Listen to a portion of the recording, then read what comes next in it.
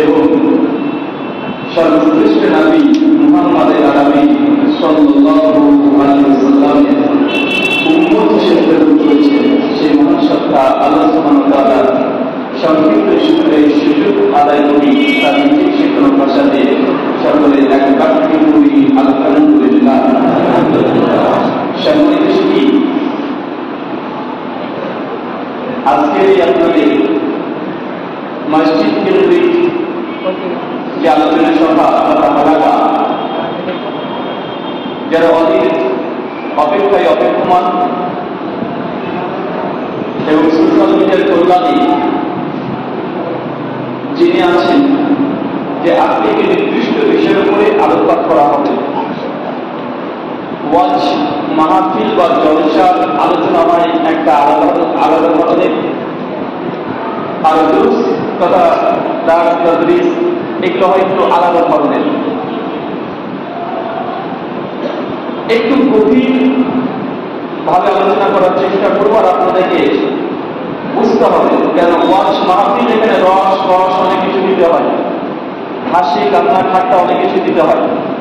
এটা মসজিদ কেন্দ্রিক যে হালাকা, এটা শুধুমাত্র কেবলমাত্র শিক্ষা বৃদ্ধির জন্যই এটাকে করা হয়। আর যতদিন আপনারা আজকে এসে বসেছেন, আমার মনে হয় যে প্রত্যেকে কম বেশি দাওয়াতি কাজে আগ্রহ প্রকাশ করেন বলেই এখানে বসে আছেন, নচেত আপনি আসতেন না। কেন মসজিদ কেন্দ্রিক এই অনুষ্ঠানগুলোতে তারাই শুধুমাত্র আগ্রহ প্রকাশ করে আসে যারা দিন জানতে চায়, শিখতে চায়, বুঝতে চায়। আর আজকের আলোচনা শুধুমাত্র ছাত্র শিক্ষার্থীরা হাতে কলমে শিখিয়ে দেয়। এইভাবে কিছু কৌশলগত দিক থেকে বিদাত, তার সংশয় এবং নিরসন এই বিষয়ে করে কিছু আলোচনা করব। বিদাতের উপরে অনেক আলোচনা শুনেছেন, অনেক বই লেখা পড়াশোনা করেছেন। তবে আমি কিছু কৌশল বলবো, যে কৌশলগুলো যদি মাথায় যদি একবার আটকে যায়, তাহলে মুসলিম উম্মাহর মধ্যে যতগুলো মতভেদ আছে, সে ফিকাহগত বলেন অথবা আকীদাগত বলেন অথবা মাসাইলগত বলেন, সমস্ত মতভেদ হওয়ার মূলত দুটো কারণ দেখা যায়। একই বাড়িতে দুই ভাই, বাবাটা মারা গেছে, এক ভাই বলছে যে বাবা মারা গেছে 40 খানা করতে হবে, বড় ভাই এই প্রস্তাব দিয়েছে। আর ছোট ভাই বলছে যে না, বাবা মারা গেছে 40 খানা করা যাবে না, করলে তা বিরাট হবে। এখন দুই ভাইয়ের মধ্যে মতভেদ হচ্ছে না, নিজের পরিবারের মধ্যে ভাবনা একটা করছে না। যিনি বলছে যে না এটা করার প্রয়োজন, এটা কাজ হবে, এটা গুনাহের কাজ। মানুষ বাহ্যিক দিক থেকে তারা বুঝছে যে এটা তো ভালো কাজ, বাবা মারা গেছে খানা দেবে বা এই কাজটা করলে ভালো, এটা খারাপ কি হলো? মানুষ এটা বুঝে না যে এই যে ভালো কাজ, এটাকে বিদাত বলে অনেক মানুষ করতে চাচ্ছে না। অনেকগুলো আপনাকে একটা উদাহরণ দিলাম। আর মনে হয় বিদাত কখনো খারাপ বিষয় না, বিদাত কখনো মানুষ গুনাহ মনে করে না। বিদাত ওটাই যেটা মানুষ নেকির উদ্দেশ্যে নেক কাজগুলোকে তৈরি করে, এগুলো হচ্ছে বিদাত। চলেন আমি পরে আপনার সঙ্গে আলোচনা করবো প্রাথমিক পর্যায়ে বিদাত এর মানে কি।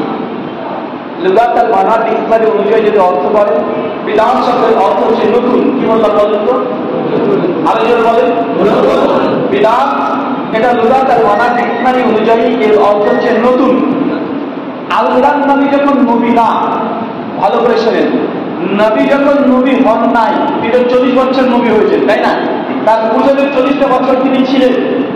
আল্লাহ নবী যখন নবী না, সেই সমাজেও আরবি সাহিত্যে, আরবি কথোপকথনে, আরবি ভাষাভাষীর মধ্যে এই বিদাত শব্দটা ব্যাপকভাবে প্রচলিত ছিল।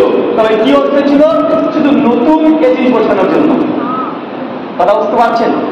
আল্লাহ নবী যখন রিসালাতের দায়িত্ব পান নাই, তার আগেও বিদাত শব্দটা আরবি সাহিত্যে বলেন অথবা মানুষের কথোপকথনের মধ্যে বলেন, এই বিদাত শব্দটা ব্যবহার করত। কি অর্থে? বিদাত মানে নতুন, এই জিনিসটা বোঝানোর উদ্দেশ্যে। চলেন পবিত্র কোরআনুল কারীমে আল্লাহ সুবহানাহু ওয়া তাআলা এই বিদাত শব্দটা বেশ একবার ব্যবহার করেছে। একবার আল্লাহ সুবহানাহু ওয়া তাআলা নিজের জন্য এই শব্দ ব্যবহার করেছেন। সূরা আনাম, সূরা বাকারা সূরা 2 আয়াত নাম্বার 117-তে আল্লাহ সুবহানাহু ওয়া তাআলা বলছেন, বাদিউস সামাওয়াতি ওয়া মা ফিল আরদ, আমি সে আল্লাহ সুবহানাহু ওয়া তাআলা আল বাদি। আল বাদির বাংলা মানে বলতে হবে কিছু ছিল না, ওইখান থেকে কোনো কিছুকে তৈরি করা, নাই থেকে আছে তৈরি করা, নাথিং থেকে সামথিং তৈরি করা, মানে অস্তিত্ব নেই, কোনো এক্সিস্ট করতো না, কিন্তু ওইখান থেকে কিছুকে বের করে নিয়ে আসা, তৈরি করা, এটাকে বলে বাদী। আপনি বুঝতে পারলেন? আল্লাহ বলছেন বাদিউস সামাওয়াতি ওয়া মা ফিল আরদ, আমি আল্লাহ যিনি আসমান জমিন সৃষ্টি করেছি নমুনাবিহীন। আল্লাহর আগে আসমান জমিন ছিল? আল্লাহ ছাড়া কেউ আসমান জমিন সৃষ্টি করেছেন? করেনি। তাদের আল বাদী শব্দটা এই জন্য ব্যবহার করে যে কিছুই ছিল না, নাথিং থেকে সামথিং করতে পারেনি, তাকে বলা হয় আল বাদী। আল্লাহ সিফাত একটা নাম হচ্ছে আল বাদী। আল্লাহ ৯৯টা নাম আছে না ভাই? ওটা নাম, কিন্তু এই আল বাদী এটা ওই নামের অন্তর্ভুক্ত না, এটা সিফাতের অন্তর্ভুক্ত। এরপরে কোরআন মাজিদে সূরা হাকা সূরা ৪৬ আয়াত ৯, সূরা ইউনূস আয়াত ১৫তে আল্লাহ সুবহানাহু ওয়া তাআলা নবীর জন্য আল বাদী শব্দটা ব্যবহার করেছেন। আল্লাহ বলছেন কুল মা কুনতু বিদআম মিনার রাসূল, হে নবী আপনি তাদেরকে বলে দেন, তাদেরকে জানিয়ে দেন আমি মুহাম্মদ রাসূলুল্লাহ কুল মা কুনতু বিদআম মিনার রাসূল, আমি নতুন কোন দাবি বা দাওয়া বা রিসালাত বা বার্তা বা মেসেজ নিয়ে তোমাদের সামনে উপস্থিত হয়নি। কেন এই কথা বলতে বলছে? কারণ আল্লাহ নবী যখন মক্কার কাফেরদের কাছে ইসলামের দাওয়াত দিচ্ছেন, তাওহীদের দাওয়াত দিচ্ছেন, বলছে ৩৬০ কোটি চলবে না, একজন আছেন যিনি আসমানে থাকেন। যেন আল্লাহ নবী সমাজের প্রচলিত ধর্ম বলে যেগুলো চলতো এর বিরোধিতা করতে শুরু করে দিয়েছে। তখন কাফের লোকরা তারা বলছে যে মুহাম্মদ নতুন নতুন বার্তা নিয়ে চলে এসেছে, নতুন নতুন দিক সামনে এসে করার চেষ্টা করছে। আর আল্লাহ প্রতিবাদ করে নবীকে বলছেন নবী বলে দেন কুলমা কুনতু বিদআম মিনার রাসূল, আপনি জানিয়ে দেন আমি কোনো নতুন বার্তা তোমাদের সঙ্গে বা সামনে নিয়ে আসিনি। আমি মুহাম্মদ যে বার্তা তোমাদেরকে বলছি এই বার্তায় এর আগে সমস্ত নবী একই বার্তা বলে গেছেন, আমি কোনো নতুন দাওয়াত তোমাদের সামনে নিয়ে আসিনি। এই কোরআনের দুটো আয়াত থেকে কি বুঝলেন? বাদী শব্দটা কোরআন মাজিদে কখন ব্যবহার করা হচ্ছে? যে নতুন কোনো অর্থে আল্লাহ নবীকে নতুন করে মেসেজ নিয়ে আসেনি। তার আগে নবী দাউদ, নবী ইব্রাহিম, নবী সুলাইমান, নবী ইয়াহইয়া, জাকারিয়া, মূসা, ইব্রাহিম, ইয়াকুব সমস্ত নবীর যা দাওয়াত, আমাদের নবীর কি দাওয়াতের পার্থক্য আছে? দাওয়াতের পার্থক্য নেই। তার জন্য নবী ওদেরকে জানিয়ে দেন আর আমি তো নতুন কিছু নিয়ে আসিনি। আমার পূর্বে ইব্রাহিম এই দাওয়াত দিয়ে গেছে যে আল্লাহ এক, আমার পূর্বে ঈসা এই কথা বলে গেছে আল্লাহ এক, আমার পূর্বে মূসা ঠিক এই দাওয়াতটা দিয়ে গেছে, আমি নতুন কোন মেসেজ তোমার সামনে নিয়ে আসি নি। তাহলে কোরআন মাজিদ থেকে বোঝা যাচ্ছে বিদআত শব্দটা ওই ক্ষেত্রে আল্লাহ ব্যবহার করেছেন একদম নতুন কোনো জিনিসকে বোঝানোর উদ্দেশ্যে। এরপর আল্লাহ নবী যখন নবী হয়ে গেলেন, রাসূলকে যখন আসমান থেকে ওহী নিয়ে দায়িত্ব দেওয়া হলো যে আপনি আজ থেকে নবী, আজ থেকে রাসূল, তখন আল্লাহ নবী আলাইহিস সালাম এই বিদআত শব্দের মানেটাকে পরিবর্তন করে দিলেন। বিদআতের কি পরিবর্তন করলেন? অর্থ, নতুন একটা অর্থ দিয়ে দিলেন। বিদআতের অর্থ ছিল নতুন, এটা থেকে গেল। আবার নতুন করে একটা অর্থ আল্লাহ নবী শরীয়তের দৃষ্টিকোণ থেকে একটা বিদআতের নতুন একটা অর্থ দান করে দিলেন। যেটা সহিহ মুসলিম হাদিস মানে 1718 আমাদের আয়েশা রাদিয়াল্লাহু আনহা তিনি বলছেন যে আল্লাহ তিনি বলতে শুনেছি মান আমিলা আমালান লাইসা আলাইহি আমরুনা ফাহুয়া, কোন ব্যক্তি এমন কোন আমল করলো যে আমল নবীর আমল নেই, আদেশ নেই, ফাহুয়া সেটা বাতিল। তার মানে এই হাদিস দ্বারা নবীর দ্বারা বিদআত শব্দের নতুন একটা ব্যাখ্যা দান করে দিলেন। কঠিন হচ্ছে মনে হচ্ছে না? এটা বুঝিয়ে দিই। নামাজ এটা তো ফার্সি শব্দ, তাই না? নামাজের আরবি কি? সালাত। আরে সালাতের বাংলা মানে কি?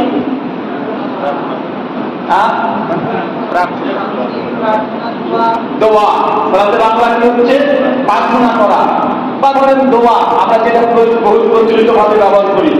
আচ্ছা, সালাত মানে যদি দোয়া হয় তো 5 ওয়াক্ত আল্লাহ চাকরি সালাত, তোমরা সালাতকে প্রতিষ্ঠা করো। এখন লুগাতার মানা অনুবাদ যদি করি যে তোমরা দুয়াকে প্রতিষ্ঠা করো, কারণ কেউ যদি অর্থ বুঝে নিয়ে যে আচ্ছা ঠিক আছে 5 ওয়াক্ত নামাজ আমরা এইভাবে করবো না, সে দুয়া করে মসজিদ থেকে বেরিয়ে চলে যাবো, হবে? এই সালাত এই শব্দ নবী যখন নবী না, সেই সময় তো আরব সাহিত্যে আরবি ভাষাতে এই সালাত অর্থ ছিল দুয়া অর্থে। কি অর্থে? দোয়া অর্থে, প্রার্থনা অর্থে। কিন্তু আল্লাহ নবী যখন নবী হলেন এই সালাত এটাকে নতুন একটা রূপ দিয়ে দিলেন যে এর জন্য উঁচু করতে হবে, ওই কিবলার থেকে মুখ করে দাঁড়াতে হবে, তারপরে তাকবীর দিতে হবে, এর মধ্যে কোরআন মাজিদ পড়তে হবে, রুকু আছে, সিজদা আছে, পুরো তাকবীর থেকে সালাত পর্যন্ত গোটা অংশটা এটা ইসলাম আসার পরে, নবী আসার পরে এই সালাতের বৈশিষ্ট্য ধরন ক্যারিয়া পরিবর্তন করে দিলেন। সালাত মানে দোয়া, এটা থেকেই গেল। এবার কি বুঝতে পারছেন? এই সমস্ত জিনিসগুলো শব্দ দুই ধরনের হয়, একটা লুগাতের মানে ডিকশনারি একটা মানে, আর একটা শরীয়তের দৃষ্টিকোণ থেকে মানে। সালাতের বাংলা মানে করলে হবে প্রার্থনা, যখন থেকে সালাত বলেন কি বুঝলেন? শুধু কি দোয়া করে বুঝলেন, না তাকবীর থেকে সালাম পর্যন্ত বুঝলেন? তাকবীর থেকে সালাম পর্যন্ত ঠিক একই ভাবে বিদাত মানেই নতুন। যখন শরীয়তের দৃষ্টিতে বিধান করবো তখন কি বুঝতে হবে?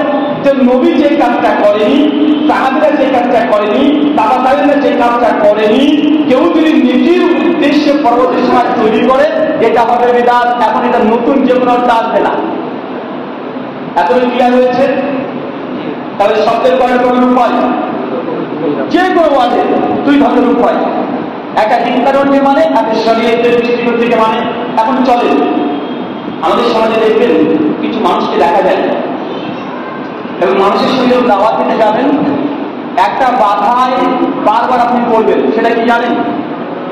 একজন ভাইকে বলেন যে ভাইজান, এই যে ঈদে মিলাদুন নবী আপনি বলছেন 12 রবিউল আউয়াল, জিনিসটা তো ভালো, নবীর আসে, ভালোবাসা থেকেই করে, টাকা পয়সা খরচ করে, সময় ব্যয় করে, চাঁদা দেয়, রাস্তাতে চলাচল করে, নেকির উদ্দেশ্যে করছে। ওনাকে বলেন ভাইজান, এই যে আপনি ঈদে মিলাদুন নবীটা করছেন, এটা তো বিদআত।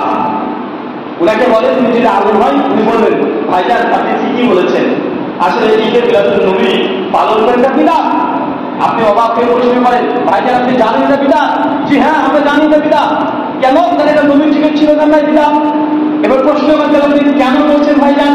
উনি তখন বলেন দেখো আসলে বিদআত হলেও সব বিদআত কিন্তু খারাপ নয়, বিদআতের দুটো ভাগ আছে, এটা বিদআতে হাসানা, এটা বিদআতে সাইয়্যা।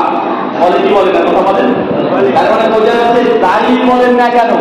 যদি বলেন মানুষ মারা গেছে 40 কদম করতে হবে, ভাইজান এটা তো বিদআত, ওনারা বলবেন জানি এটা বিদআত, তবে এটা বিদআতে সাইয়্যা নয়, বিদআতে হাসানা, মানে এটা ভালো বিদআত। মানে যত বিদআত আছে, মিলাদ বলেন, কিয়াম বলেন, শাওয়ালের হালাল বিবাহ বলেন, আর আপনার ঈদে মিলাদুন নবী বলেন, যা আছে সবগুলোকে একটা দিকে এসে আটকে যায়, বিদআত তারা স্বীকার করে নেয়। কিন্তু আটকে যায় কোথায়? সব বিদআত খারাপ নয়, বিদআতের দুটো ভাগ আছে, একটা বিদআতে হাসানা মানে ভালো বিদআত, হাসানা মানে কি? ভালো উত্তম বিদআত, আর বিদআতে সাইয়্যা মানে খারাপ বিদআত, নিকৃষ্ট বিদআত। তার জন্য বলে দেখো এই যে আল্লাহর নবীর জন্মদিবস পালন করছে এটা ভালো বিদআত, এটা করলে গুনাহ হবে না। বাবা মারা গেছে 40 খানা দিচ্ছি, এটা ভালো বিদআত, কাজটা ভালো। তার মানে আমাদের মূল সমস্যা বিদআত নিয়ে নয়, মূল সমস্যা কোথায় বলেন তো? কোথায়? তাদের সঙ্গে আমাদের জীবন কি বিদআত নিয়ে না, তাদের সঙ্গে সমস্যা যে বিদআতে হাসানা নিয়ে। আমরা আহলুল হাদিস যারা আছি তারা বলি যে বিদআতে হাসানা বলে কিছুই নেই, আর তারা বলছে না আছে। তো দ্বিমত কি নিয়ে? বিদআত নিয়ে না বিদআতে হাসানা নিয়ে? বিদআতে হাসানা নিয়ে। কারণ আমি যেটাকে বলছি বিদআত, উনি সিলমের বলছেন এটা হাসানা বিদআত, এটা করা যাবে, ভালো কাজ, এটা তো মূল সমস্যা। তাই আমি আলোচনা করবো মূলত বিদআতে হাসানা, এটা কি শরীয়তে তৈরি করা বৈধতা আছে না বৈধতা নেই, এই ছোট্ট একটা পয়েন্টে। আর এই পয়েন্টে বোঝার চেষ্টা করবেন বিদআতে হাসানা শরীয়ত কি আমাদেরকে আপনাদেরকে তৈরি করার অধিকার বা এখতিয়ার আল্লাহ কি দিয়েছে কি দেয় নাই? টোটাল 6টা পয়েন্ট বলো। কয়টা? 6টা। চাচা বলেন তো বিদআত মানে কি? আমরা বুঝতে পারলাম, কাজে আপনাকে বেশি বুঝতে হবে, কারণ আপনাকে কোনো কিছু যদি বিদআত করতে না পারে আপনি আগে থেকে যান যে এতদিন ধরে করে আসলাম আর নতুন নতুন হুজুর এসে এই জিনিসটাকে বিদআত বলছে, না যে ছোটগুলো আপনাকে মেরে দিলেন মসজিদে বের হওয়া, তোর বাপ আমার পিছনে নামাজ পড়ে জানিস, আপনি বড় বড় মাত্রাবাদী করছিস। বিদআত মানে নবী যে কাজটা করেনি, সাহাবীরা যে কাজটা করেনি, তাবা তাবেঈনরা যে কাজটা করেনি, এখন আপনি আমি যদি নতুন ভাবে তৈরি করে করি, এটা আমল ভালো হলেও, নেক আমল হলেও এটা বিদআত হবে। ধরেন একটা একটা এক্সাম্পল আপনাকে দিই। আমরা সকলে জানি মসজিদে ঢোকার জন্য দোয়া আছে, জানি না? আচ্ছা, মসজিদে ঢোকার জন্য দোয়া আছে। এখন যদি আপনার এই মসজিদে ধরেন আমি ইমাম সাহেব নতুন নিয়োগ হয়েছি, আমি বললাম দেখুন যখন মসজিদ আমরা প্রবেশ করবো সেই সময় মুসল্লি সবাই মসজিদের বাইরে দাঁড়িয়ে থাকবেন। আমি ইমাম মসজিদে ঢোকার আগে হাত করে সকলে দোয়া করবো, তারপরে একসঙ্গে মসজিদে ঢুকবো। তা আমাদের ভালো না খারাপ হবে? ভালো ভালো না ভাইজান? আসলে আমাদের এটা একসঙ্গে আমরা মসজিদে ঢুকেছে দোয়া করে সবাই মিলে, তারপরে মসজিদে একসঙ্গে লাইন দিয়ে ঢুকে পড়বো, এটা ভালো নয়? অবশ্যই ভালো, বাহ্যিক দিক থেকে আমলটা ভালো। কিন্তু আমি যদি এখন এই আমলটা চালু করি, আমলটা তো ভালো, কিন্তু এটা কি শরীর পারমিশন দেবে? আপনি কি করবেন? কেন? এখন যদি ওই হাদিসটা নিয়ে আসি, কোন হাদিস? ওই যে সুনান আবুদাউদের 1488 নম্বর হাদিস, আল্লাহ বলছেন, নবী বলে দিয়েছেন, কোন বান্দা যদি আল্লাহর কাছে তুই হাত তুলে মুনাজাত করে, আল্লাহ খালি হাতে ফেরায় না। তো মসজিদে ঢোকার আগে তুই হাত তুলে দোয়া করবো, বাথরুমে ঢোকার আগে তুই হাত তুলে দোয়া করবো, কারণ হাদিস তো ওখানেও আছে। আচ্ছা না, কথা বলেন? তারপর বোঝাচ্ছে শরীয়তের এখান থেকে এতটুকু, এখান থেকে এতটুকু, আর এখান থেকে এতটুকু, তারপরে একটা নির্দিষ্ট কোন বিধান, কোন হুকুম, কোন আমল তৈরি করা যাবে না। আচ্ছা, জেনা কেউ যদি বিবাহিত পুরুষ বা নারী করে, তার হুকুম কি? গজল করে দিতে হবে না? জেনার হুকুম কি? বিবাহিত পুরুষ বা নারী হলে হত্যা করে দিতে হবে একদম। যদি শরীয়ত প্রতিষ্ঠা থাকে তাকে হত্যা করে দিতে হবে। এখন ধরেন কেউ মাতব্বরি করছে, জেনার হুকুম যেহেতু একদম রচন করে দেওয়া, একদম হত্যা করে দেওয়া। এখন সেই বুখারী এবং মুসলিমের একাধিক হাদিস বারবার শুনেছে যে জেনা অনেকগুলো কোয়ালিটি আছে। চোখের জেনা আছে না নাই? আছে না ভাইজান? চোখের জেনা আছে, এবং কেউ চোখের জেনা থেকে কেউ কি দূরে আছে? আল্লাহ নবী বলছেন যে আমার উম্মতের মধ্যে একটা কথা নিশ্চিত থাকবে, যত করে আল্লাহ বলি হোক না কেন, সে জেনা হচ্ছে এই চোখের জেনা। চোখের জেনা প্রত্যেক মুসলমান তাদের এমন নামাজে পাওয়া যাবে। এবং কেউ যদি চোখের জেনা করে বিবাহিত, তাকে হত্যা করে দেবে কি না? করা যাবে? তাহলে বোঝা যাচ্ছে যে এখান থেকে একটা, ওইখান থেকে একটা দলিল নিয়ে আসলে একটা আমল দাঁড় করিয়ে দিলে সেটা প্রযোজ্য হয় না। এরকম হাজার হাজার আপনাকে প্রমাণ দেওয়া যাবে। তাহলে ওই যে প্রথমে বলেছি, সালাত মানে দোয়া, অর্থাৎ নামাজ পড়া দরকার নেই, দোয়া করে চলে যাবো। সালাত মানে তো দোয়া, সালাত মানে তো তাকে থেকে সালাত করানো নয়। এটা তো নবী আমাকে শিখিয়ে দিয়েছেন যে এটাকে সালাত বলে। সালাতের আবিধানিক অর্থ দোয়া, দোয়া করে চলে যেতে হবে। আসুন এখন আপনাকে দ্বিতীয় একটা অংশ বোঝাবো, বিদাতে হাসানা শরীয়তে জায়েজ নয় কেন। 4 মাযহাবের ফতোয়া। ইমাম শেতাবী রাহিমাহুল্লাহ তার আল মিজানের মধ্যে 163 নম্বর পৃষ্ঠায় তিনি বলছেন, বিদাতকে প্রথম উম্মতের মধ্যে 2 ভাগে ভাগ করে, এক বিদাতে হাসানা আর এক বিদাতে সাইয়্যা। সেটা ইমাম শাফিঈ কে প্রথম কে ভাগ করে? ইমাম শাফিঈ। ইমাম শাফিঈর আগে ইমাম শাফিঈ জন্ম করেছে 50 হিজরি আর মৃত্যুবরণ করেছে 204 হিজরি। তার পূর্বে উম্মতে কেউ বিদাতে হাসানা বিদাতে সাইয়্যা 2 ভাগে ভাগ করেনি। এমনকি খোদ ইমাম আবু হানিফা রাহিমাহুল্লাহ, ইমাম মালিক, ইমাম আহমদ, তারা 3 জন বিদাতে হাসানা সাইয়্যা ভাগ করে নি।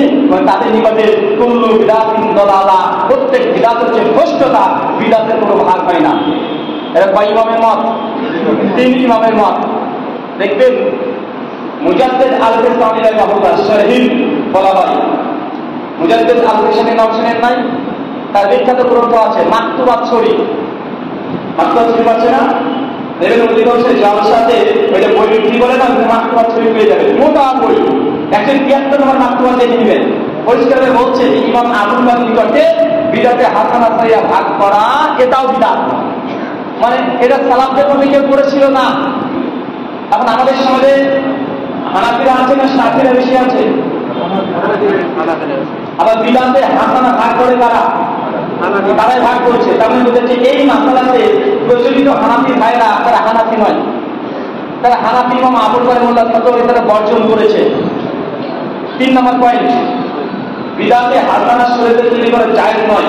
টোটাল 6টা পয়েন্ট বলবো। কয়টা? 6টা। 1 নম্বর পয়েন্ট, বলেন তো দিন তৈরি করা, শরীয়ত তৈরি করা, এটা কার হক? কে পারেন? কার অধিকার? হ্যাঁ, আল্লাহ নবী শরীয়ত তৈরি করতে পারবেন? যা দিন তৈরি করা, বিধান তৈরি করা, শরীয়ত তৈরি কে করতে পারে? একমাত্র আল্লাহ সুবহানাহু ওয়া তাআলা। দিন তৈরি করার ক্ষেত্রে আল্লাহ কোন শরীক নেন না। ইবাদতে যেমন শরীক আল্লাহ করতে চায় না কাউকে, ইবাদতে যেমন শরীক করা যায় না, হারাম শিরক, ঠিক দিন তৈরি করা, বিধান তৈরি করা, আইন তৈরি করা, এটা একমাত্র আল্লাহর হক। আল্লাহ শরীয়ত তৈরি করার ক্ষেত্রে তিনি না ফেরেশতাকে তিনি সহকারী নিয়েছেন, না কোনো মানুষকে সহকারী নিয়েছেন। দিন কি দিবে এটা আল্লাহ তাআলা ঠিক করেন। আল্লাহ এখানে ওই দিন শরীক স্থাপন করে না। দলিল সূরা শুরা আয়াত নম্বর 21 আল্লাহ বলছেন, আমলাহু শুরাকাউ শারাউ লাহুম মিনাদ দীন মা লাম ইয়াযাম বিহিল্লাহ। তাদের মধ্যে কি এমন কোন পাশে এমন কোন দেবতারা আছে যারা নিজেরা নিজেদের জন্য দিন তৈরি করে, শরীয়ত তৈরি করে, বিধান তৈরি করে, মা লাম ইয়াযাম বিহিল্লাহ, অথচ আমি আল্লাহ তাদেরকে এই এখতিয়ার দিই নাই। আল্লাহ যখন ফেরেশতা আদম আলাইহিস সালামকে যখন তৈরি করলেন, ফেরেশতাকে বলছে, ফেরেশতা আমি তো আদম তৈরি করবো, ফেরেশতা আল্লাহ কি দরকার এটা খুনাখুনি রক্তাক্ত করে দিবে, আল্লাহ কি তাদের পরামর্শ নিয়েছে? কথা বলেন না। আল্লাহ দিন তৈরি করার ক্ষেত্রে তিনি শাইইন কাদির, তিনি সেই ক্ষমতাবান। তিনি না মানুষকে সহযোগী নেন, না কোনো নবীকে নেন, না কোনো রাসূলকে নেন, না কোনো ফেরেশতাদের তিনি পরামর্শ গ্রহণ করেন, বা তাদের কাছ থেকে তা বলবে তা গ্রহণ করবে, তা আল্লাহ করেন না। বলেন হুকুম কার চলে?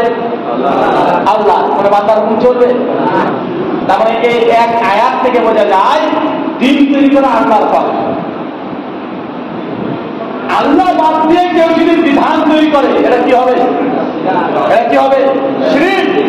কেউ যদি আল্লাহর কোরআনের বিধান বাদ দিয়ে মানব রচিত বিধান মানে এটা কি হবে? এটা শিরক হবে।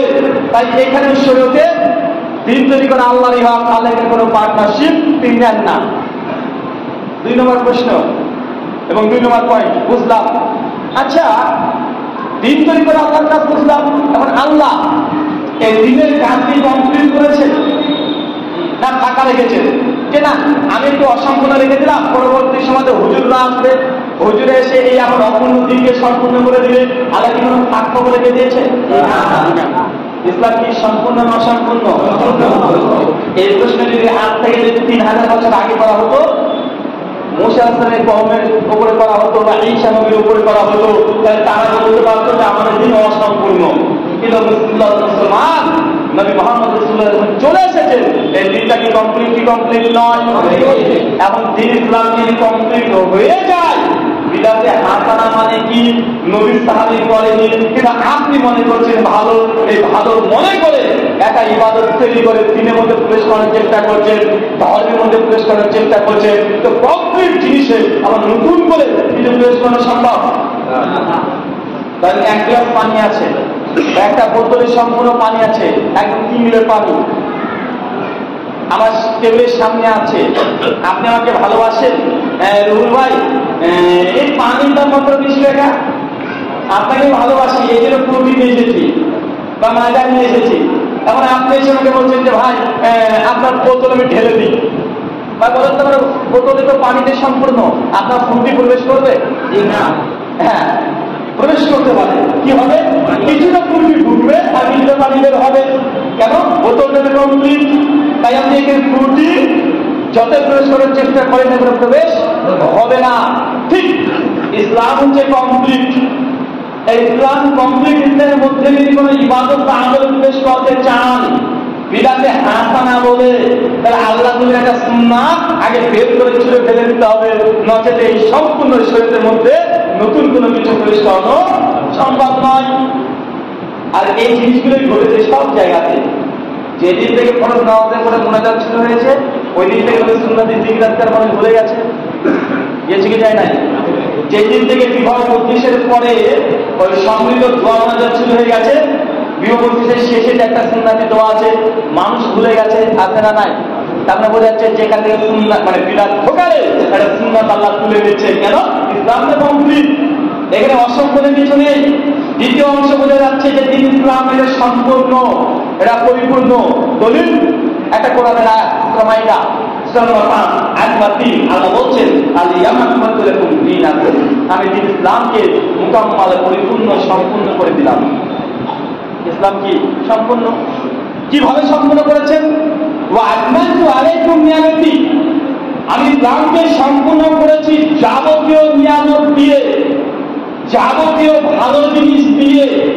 আল্লাহর দাবি ইসলামকে আল্লাহ শুধু পূর্ণ করেনি, ইসলামের মধ্যে যত নিয়ামত দেওয়ার দরকার ছিল, যত হাসানা দেওয়ার দরকার ছিল, যতটা খায়ের দেওয়ার দরকার ছিল, সমস্ত নিয়ামত হাসানা দিয়ে আল্লাহ ইসলামকে কমপ্লিট করে দিয়েছে।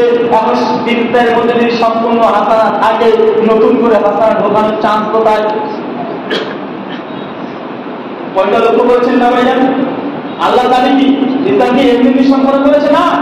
আল্লাহ বলছেন যত নিয়ামত আছে সব নিয়ামত দিয়ে আমি আজকে ইসলামে সম্পূর্ণ করে দিলাম। তখন আমার মতো হুজুর যদি বলে না সবই ঠিক আছে, তো নবীর মিলাদুন নবী এটা নবী দিয়ে যায়নি, আমি হুজুর তৈরি করলাম, ভাই জায়গা আছে? আর যদি বলে না ধোকা বলতো আল্লাহ কথা মিথ্যা হবে, আল্লাহ সমস্ত নিয়ামত দিয়েছি, হুজুর বলছে না দেওয়া হয়নি। তারপর বোঝাচ্ছে যে ইসলাম বুখারী হাদিস নাম্বার 3535 কিতাবুল মানাকিব আসছে। আল্লাহ নবী মসজিদুল নববীতে বসে আছেন, সাহাবা রাদিয়াল্লাহু আনহুরা বসে আছেন গোল করে। আল্লাহ নবী মসজিদুল নববীকে দেখে বলছেন যে সাহাবা আমার দেখো তো এই মসজিদ আমার মসজিদ কেমন হয়েছে। সাহাবারা চতুর্দিকে লক্ষ্য করে তাকিয়ে বলছে যে ইয়া রাসূলুল্লাহ মাশাআল্লাহ চমৎকার আমাদের মসজিদটা। একজন সাহাবী এসে বলছে আল্লাহর নবী মসজিদটা খুব চমৎকার, তবে মসজিদের ওই একটা অংশ একটা জায়গা ফাঁকা আছে, মসজিদে একটা জায়গা ফাঁকা আছে, ইয়া রাসূলুল্লাহ ওই জায়গাটাতে যদি একটা ইট লাগিয়ে দিই তাহলে মসজিদটা সম্পূর্ণ হয়ে যাবে। আল্লাহ নবী সামনে বলছে আনা লাবিদাতুন, সাহাবী আমার শুনে রাখো আমি হচ্ছে সেই ইট, ওয়ানা খাতামান নবীন, আর আমি হচ্ছে সর্বশেষ নবী, লা নবী বাদি, আর আমার পরে কোনো নবী আসবে না। আল্লাহ নবী একটা মসজিদকে একটা মেটাফরিক্যালি মাথার অর্থে নিয়ে নিয়েছে যে মসজিদের সমস্ত কাজই কমপ্লিট, একটা জায়গা ফাঁকা আছে, তাহলে বলছে জায়গা যদি কমপ্লিট হয়ে যায় আর মসজিদটা কমপ্লিট হয়ে যাবে। আল্লাহ নবী বলছে আল্লাহ নাজিনাতুন, আমি হচ্ছে সেই নবী আর আমি সর্বশেষ নবী, আমার পরে কোনো নবী আসবে না। মানে মসজিদের কাজ কমপ্লিট করতে তিনি এসেছেন। তাহলে ইসলাম কি সম্পূর্ণ না সম্পূর্ণ? কোরআন বলছে, হাদিসও বলছে। দুটো পয়েন্ট বুঝে নিলাম। এক পয়েন্ট বারবার মাথায় রাখবেন, দিন তৈরি করা কার কাজ? আল্লাহ কাজ। প্রশ্ন নম্বর 2, আল্লাহ কি তার হক আদায় করেছে না ফাঁকা রেখেছে? যদি কমপ্লিট আল্লাহ করে দেয় তাহলে কমপ্লিট দিনের মধ্যে নতুন কিছু প্রবেশ করা সম্ভব? আপনি একটা বাড়ি করেছেন, টাপ দিয়ে খুব সুন্দর করে মার্বেল পাথর দিয়ে রং রং করা হয়ে গেছে, ইলেকট্রিকের কাজ ফাইনাল হয়ে গেছে। এখন আমি যদি গিয়ে বলি যে ভাইজান আপনি তো এখানে একটা মার্বেল লাগিয়েছেন, গ্রানাইট নেই, গ্রানাইট মানে মার্বেল ছিল ভালো, তাই তো? এটা একটা মার্বেল চাইলে ভালো যদি গ্রানাইট নিয়ে বলি যে ভাইজান আপনার টাইম এটা লাগিয়ে দেন, বা লাগানোর জায়গা আছে? কি করতে হবে? এটা করে করে ফেলতে হবে। রাস্তা কমপ্লিট, নতুন কোনো প্রশ্নের জায়গা নেই। 3 নম্বর একটা প্রশ্ন চলে আসে, সে প্রশ্নটা বুঝলাম হুজুর দিন তৈরি করা আল্লাহর কাজ, হুজুর বলছে না আমারও কাজ, এটা মানে নি হুজুর। দ্বিতীয় প্রশ্ন চলে আসলো কি আল্লাহ দিন কমপ্লিট করেছে, আল্লাহ বলছে কমপ্লিট করেছে, হুজুর বলছে না কহেনি আল্লাহ, আমি একটু মাতব্বাহি করে অনেক কিছু দিনের মধ্যে হাতাটা মানে ঢুকিয়ে দেবো, ঢুকে দিয়েছে। 3 নম্বর প্রশ্ন আসতে পারে, আচ্ছা নবী রাসূল তাদের কাজ কি? দিন তৈরি করা না দিন প্রচার করা? আলোচনা বলছেন না, এই পয়েন্টটাকে মনে রাখবেন। নবী রাসূলের কাজ দিন তৈরি করা নয়, দিন প্রচার করা। রাসূল বাংলা মানে কি? রাসূলের বাংলা মানে কি? বার্তা বাহক। রাসূলকে ইংলিশে কি বলে? মেসেঞ্জার, মানে বার্তা বাহক। ফেসবুকে মেসেঞ্জার আছে না? রাসূলের ইংলিশে যে মেসেঞ্জার, বার্তা বাহক। বার্তা কার? আল্লাহ না নবী? আল্লাহ। নবী যদি দিচ্ছেন তাকে বলা হচ্ছে মেসেঞ্জার বা রাসূল। এখন রাসূলের কাজ যদি দিন প্রচার করা হয়, প্রশ্ন যদি আসে রাসূল যেমন দিন তৈরি করতে পারে? পারে না। একটা কোরআন, একটা হাদিস, আবার একটা দিন কোরআনের সূরা ইউনূস 10:15 আলম নবী বসে আছেন। এই মতো পরিস্থিতিতে মক্কার কাফেররা নবীর কাছে চলে এসেছে, বড় বড় কাফেররা এসে আল্লাহ নবীকে বলছে ওয়া ইবিল কোরআনি গায়রি হাদা, হে নবী মুহাম্মদ রাসূলুল্লাহ, আপনার উপরে যে কোরআনটা অবতীর্ণ হয়েছে এই কোরআনের পরিবর্তে অন্য একটা কোরআন নিয়ে আসেন। চাচা কে বলছে বলেন তো? কাফেররা। কাকে বলছে? আমাদের নবীকে। কি প্রস্তাব দিচ্ছে যে মুহাম্মদ রাসূলুল্লাহ, আপনার উপরে যে কোরআনটা অবতীর্ণ হচ্ছে খুব কঠিন, আমরা মানতে পারছি না। আরে কোরআনের না আসে আমাদের বিরোধীদের জন্য চলে আসে, আপনাকে নবী মেনে নেব, তবে আমাদের শর্ত ওয়াইজিবি কোরআনে গায়রি হাদা, এই কোরআনের পরিবর্তে নতুন একটা কোরআন নিয়ে আসেন, তাহলে আপনাকে নবী হিসেবে মেনে নেব। ভারতে কিছুদিন আগে কি অসুবিধা হচ্ছিল না, 26খানা আয়াতকে পরিবর্তন করতে বলছিল। আরে এই দাবিটা আমাকে 1400 টাকা কাছে করেছিল। এই দাবি করেছিল যে কোরআনটাকে চেঞ্জ করে দাও, আল্লাহ কোনো কথা বলছে না। একটু আর কাফেরা দ্বিতীয় প্রস্তাব দিচ্ছে, যদি কোরআনকে পরিবর্তন করতে না পারেন তাহলে কোরআনের মধ্যে কিছু কিছু অংশ পরিবর্তন করে দেন, গোটা দরকার নেই, মানে আমাদের মনের মতো কিছু কিছু পরিবর্তন করে দেন।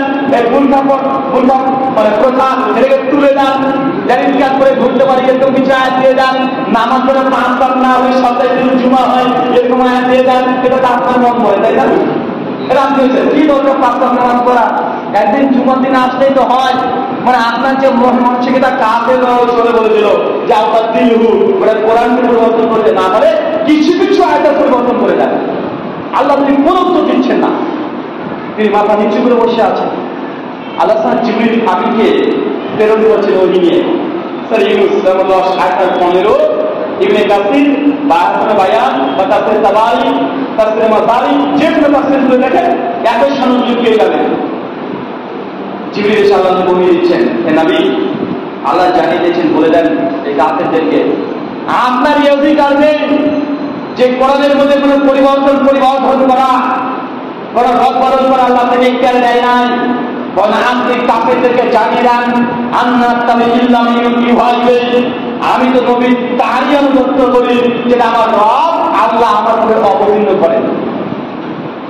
আল্লাহ নবী কিসের অনুগত করতে? নিজের মনের না আল্লাহ অবতীর্ণ করতেন তার? নবীকে বলছে করতে আপনি যে পরিবর্তন করেন, আল্লাহ নবী কিছু করছেন না। আল্লাহ বলছেন আপনি জানিয়ে দেন কাফেরদেরকে আপনাকে পরিবর্তন করতে বলছে। আরে আপনি তো আমি তা নিশ্চয়ই তাই পালন করে, আর আপনাকে প্রস্তাব দিচ্ছে আমার নবী নিজের তরফ থেকে কোনো কথা বলে না, আমি আল্লাহ তাও অবতীর্ণ করি, আমার নবী মানুষের তাই প্রচার করে দেয়। তার মাধ্যমে একবার 3 ও 4 তাহলে বোঝা গেল নবী রাসূলের ইখতিয়ার নাই, শরীয়তের মধ্যে কিছু নতুন প্রবেশ করাবে, ওরা বের করে বাতিল করে দেবে, নবীদের এটা অধিকার আল্লাহ ডাইরেক্ট দেন নাই। তো নবীদের যদি না থাকে আমার আছে, আমি যে বলে দিচ্ছি মানসিক, এটা আমার মাথার বিরুদ্ধে মানসিক পরিষ্কার। বুখারী মুসলিমে একাধিক হাদিস বলতে হবে, ডাইরেক্ট দেখছে মাথার বিরুদ্ধে, ওদেরকে মানসিক হয়ে গেছে, আছে না নাই? সৌরামি বলা হাদিস জল করছে, হাদিসের সমর্থ করছে, যখন দেখছে সরকার আমাদের মাথার বিরুদ্ধে বলছে এই জোরামি বলা প্রথমে ছিল, সেই জামানে মানসিক হয়ে গেছে। বলছে কি বলছে না? নবী রাসূলের যেখানে ইখতিয়ার নাই সেখানে আমাদের মতো হুজুররা আলেমরা এসে শরীয়তকে পরিবর্তন বিভিন্ন কলা কৌশলে করছে। আর একটা হাদিস সবাই জানে, সে বুখারী কিতাবুস সালাতে 349 নম্বর হাদিস, সুনান আবু দাউদ কিতাবুল জুমআ হাদিস নাম্বার 1400 আছে। আল্লাহ নবী আলাইহিস সালামকে যখন ফেরেশতা জিবরিল আমিন আলাইহিস সালাম এসে মেরাজে নিয়ে চলে গেলেন, মেরাজের ঘটনা জানেন না চাচা? মেরাজে চলে গেলেন, গিয়ে জান্নাত দেখলেন, জাহান্নাম দেখলেন, জাহান্নামের অবস্থা দেখলেন, আর জান্নাতে কি কি পাবে সবগুলো দেখে আসলেন। যখন ফিরে চলে আসলেন 6 নম্বর আসমানে দেখা গেলেন নবীর সঙ্গে। সে নবীর নাম ছিল নবী মুসা আলাইহিস সালাম। যখন দেখা হয়েছে নবী মুসা বলছে আমাদের নবীকে দুনিয়াতে না কিন্তু আসমানে, আল্লাহ নবী বলছে রাসূলুল্লাহ আল্লাহ আপনার উম্মতের জন্য কি দিয়েছে? মেরাজে তো আপনাকে নিয়ে এসেছে, কি দিয়েছে আল্লাহ? আমাদের নবী খুশি করে বলছে যে ফরাজের নাম সালাওয়াত আমার উম্মতের জন্য আল্লাহ সুবহানাহু ওয়া তাআলা 50 ওয়াক্ত নামাজ দিয়েছে। কাছে কত ওয়াক্ত? 50। চিন্তা করেছে হাদিস মুসাফির আসমানে ধরেছিল, নচেত মসজিদে শুয়ে থাকতে হতো। 5 ওয়াক্ত উম্মত পড়ে না, 50 ওয়াক্ত। মুসলিমরা অবাক, যান ফিরে যান, আল্লাহ কাছে যান, নবের কাছে যান। আপনার উম্মত 50 ওয়াক্ত নামাজ আদায় করতে পারবে না, কমিয়ে আনেন। আমাদের নবীর সঙ্গে সে মুসা আলাইহিস সালামের পরামর্শের সঙ্গে আল্লাহ কাছে চলে গেল, আল্লাহ উম্মত পারবে না, আল্লাহ কমিয়ে দাও। আল্লাহ সুবহানাহু ওয়া তাআলা নামাজকে কমিয়ে দিলেন। আমার চলে আসলেন খুশি মনে। মুসা নবী আমার করেছেন কি, আবার কত দিয়েছে এটাই এখন কমিয়ে দেন না, দিয়েছে যান ফিরে যান, আল্লাহ কাছে যান, নামাজ কমিয়ে আনেন, উম্মত এখনো পারবে না। আমাদের নবী আবার আল্লাহ কাছে যায়, আল্লাহ নামাজ কমিয়ে দাও, উম্মত পারবে না, আল্লাহ আবার কমিয়ে দেয়। বারবার যায় আসে অবশ্যই 5 ওয়াক্ত। মুসলমানকে আবার বলছে কত, 5 ওয়াক্ত আছে, বলছে আবার যান। নবী আমার বলছে আমার লজ্জা লাগছে, আমি নবীর কাছে যেতে পারবো না, আমার দ্বারা সম্ভব নয়। সঙ্গে সঙ্গে আল্লাহ সুবহানাহু ওয়া তাআলা জানিয়ে দিলেন নবীর মাধ্যমে যে উম্মত যদি 5 ওয়াক্ত নামাজ পড়ে, এই উম্মতের আমল নামায় আল্লাহ 50 ওয়াক্তের নেকি লিখে দেবেন। চিন্তা করেছেন সেদিন মুসলমান যদি না পড়তেন কি হতো? আর শেষবারের মতো যদি মুসলমানের কথা যদি নবী শুনে আমার আল্লাহর কাছে যেতেন কেমনটা হতো? আরেকবার গেলে তো 2 ওয়াক্ত চলে আসতো, তাই না? আরেকবার গেলে তো 2 ওয়াক্ত চলে আসতো, তখন ভালোই লাগতো। আল্লাহ নবী লজ্জা করেছেন সেই জায়গাতে যে না, আমার উম্মত 5 ওয়াক্ত পড়বে না, কিভাবে সম্ভব? আরে কাকে মুশরিকরা পরিবার ত্যাগ করে দিয়ে, সংসার ত্যাগ করে দিয়ে বন জঙ্গলে গিয়ে ধ্যান করছে, ধ্যানটা হয়ে করছে, বিয়ে শাদী ছেড়ে দিয়েছে, মাছ মাংস খাওয়া ছেড়ে দেয়। আপনারা না এটা বলেন, মানুষ ধর্মমধ্যেও তাই বুঝে বিবাহকে পরিত্যাগ করে দিচ্ছে, মাছ মাংস পেঁয়াজ রসুন এই খাবারগুলোকে পুরো নিজের জন্য হারাম করে দিচ্ছে। আর আমাদের মধ্যে সব দেয় 5 ওয়াক্ত করতে পারবে না, আল্লাহ লজ্জা বোধ করে তিনি আর ফিরে যান নাই। তিনি সঙ্গে সঙ্গে 5 ওয়াক্ত নামাজ নিয়ে চলে আসলেন। এই হাদিস তো আমরা বারবার শুনেছি, এই হাদিসের মধ্যে কমপক্ষে হলো 20খানা নুকতা আছে, 20খানা ঠিক এই হাদিস দিয়ে বের হবে। আজকের আলোচনা প্রসঙ্গে কয়েকটা পয়েন্ট আপনি লক্ষ্য করায় যা বলেন তো, নবী মুসা আলাইহিস মর্যাদা বেশি না আমাদের নবী? আমাদের নবী নবীটা নিঃসন্দেহে, কোন সন্দেহ নেই, সর্বশ্রেষ্ঠ নবী মুহাম্মদ রাসূলুল্লাহ সাল্লাল্লাহু আলাইহি ওয়াসাল্লাম। সব দিক দিয়ে, শরীয়তের দিক থেকে বলেন, মাকাম মর্যাদা আখলাক, সব দিক থেকে আমাদের নবী শ্রেষ্ঠ নবী। আচ্ছা, আমাদের নবী যদি শ্রেষ্ঠ হয়, তাহলে মুসা আলাইহিস কথা বারবার আপনারা শুনছেন। এই হাদিস প্রমাণ করে যে কখনো কখনো ছোটরা বড়কে পরামর্শ দিতে পারে, ছোটদের পরামর্শ বড়রা গ্রহণ করতে পারে, নেতা কখনো ভুল করতে পারে, আর কবিতা সংশোধন করে দিতে পারে, ইমাম সাহেব ভুল করতে পারে, মুসল্লি সংশোধন করে দিতে পারে, পীর সাহেবের ভুল হতে পারে, মুরিদ ঠিক করে দিতে পারে। বলে তুই আমার মুরিদ আর তুই আমাকে ঠিক করে দিচ্ছিস। এই হাদিস তার জ্বলন্ত প্রমাণ, ছোটরা বড়দের ভুল সংশোধন করে দিতে পারে। এখানে 2 নম্বর একটা পয়েন্ট চলে আসে। এই হাদিস প্রমাণ করে যে আমাদের নবী আলিমুল গায়ব না, তিনি উম্মতের সব খবর রাখতেন। যে সমাজের প্রচলিত আছে না, নবী ইলমে গায়ব জানেন, আলিমুল গায়ব। এই হাদিস প্রমাণ করে নবী আলিমুল গায়ব না। কিভাবে? নবী যদি আলিমুল গায়বই হবে, তো আল্লাহ যখন 50 ওয়াক্ত নামাজ দিয়ে দিলেন, তো তিনি নিয়ে চলে আসতেন কেন? আল্লাহকে বলতে, আল্লাহ উম্মত 50 পারবে না, কমিয়ে দাও। প্রথমে তো বলে দিত, বলতে না ভাই যান, সে চলেছে 6 নম্বর আসমানে, মুসা সালাম পরামর্শ দিচ্ছে, তারপর বারবার যায়। এই হাদিস প্রমাণ করে আল্লাহ নবী আলিমুল গায়ব না। যদি হতেন আল্লাহকে প্রথমে বলতেন, আল্লাহ নামাজ কমিয়ে দাও, দেয়নি, বলেনি, তারপরে তার উম্মতের সমস্ত ঘটনা জানা নেই, মানে আলিমুল গায়ব এখানে রদ হয়ে যায়। প্রশ্ন আসতে পারে যে হুজুর, বুঝলাম নবী আমার আলিমুল গায়ব না, তো মুসা সালাম কি করে বুঝলেন? প্রশ্ন আছে না, যে আমাদের মধ্যে বুঝতে পারলেন না, বিশ্বাস কিভাবে বুঝলেন? বিশ্বাসের তিনি আলিমুল গায়ব বুঝতে দিচ্ছেন না। বুঝলেন কিভাবে? কারণ আমাদের নবীর 1000 বছর আগে মুসা আলাইহিস দুনিয়াতে এসেছিলেন। ফেরাউনের সময় নবী মুসা আলাইহিস সালাম দেখে গেছেন যে এই উম্মত এত বদমাশ, এরা এত খাটাস, এরা এত বেঈমানি করতে পারে, এরা 50টা দূরের কথা এক ওয়াক্ত নামাজ পড়ে আমার উম্মত। একদম নবী মুসা আলাইহিস সালাম সমুদ্রের নদী ভাগ করে দেখে মানে বিভাগ করে দিয়েছে, একদম তারপরে ফিলিস্তিনের ময়দানে ঢুকছে। তারপর তার উম্মতকে বলছে, আল্লাহ বলছেন ফিলিস্তিনের ময়দানে প্রবেশ করো, আল্লাহ নিরাপত্তা দেবে। এত অলৌকিক মর্যাদা দেখেও তার উম্মত বলছে, মুসা যুদ্ধ করতে আমি যাবো না, তুমি আর তোমার আল্লাহ দাও।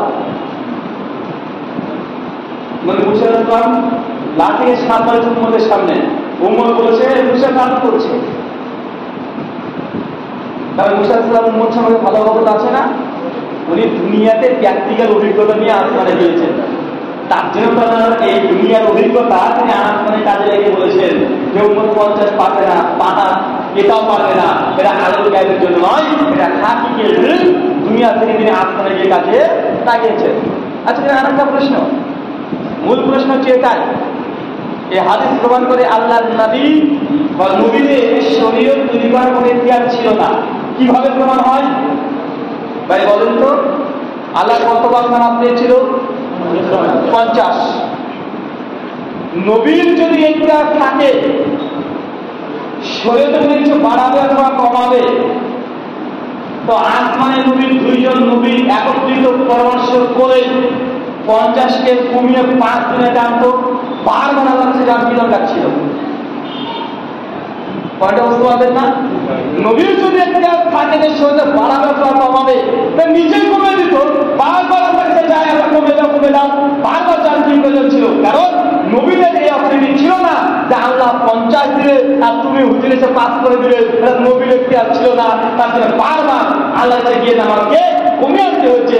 ইবাদত হয় আল্লাহর জন্য, কতটুকু করবো, কিভাবে করবো, কোন সময় করবো, এটা নবী নির্ধারণ করে না, এটা আল্লাহ নির্ধারণ করে দেয়। কিন্তু আমাদের সমাজে আছে না বাইরে, আমাদের পশ্চিমবঙ্গের মানুষের ভদ্র, বীর বলে না যাই বলে, এটা অনেকটা ভদ্র। বাংলাদেশে যাচ্ছে তাই অবস্থা। আল্লাহ বলেন আফদাল যিকরি লা ইলাহা ইল্লাল্লাহ, বাংলাদেশের সবচেয়ে ফেমাস লেটেস্ট জিকির ইল্লাল্লাহ ইল্লাল্লাহ ইল্লাল্লাহ, এটাই নবী 50কে পাস করতে পারে না, আর আমাদের হুজুররা কালেমাকে ভাগ করে ইল্লাল্লাহ জিকির করে দিয়েছে। বাবা, এটা বাংলাদেশ চরমনের যে তরিকা আছে না, এটা তাদের জিকির ইল্লাল্লাহ। মানে বাবা, এক কালেমাকে 10 বার দিয়েছে। কিভাবে হয়েছে জানেন? সেটা কালেমা কি?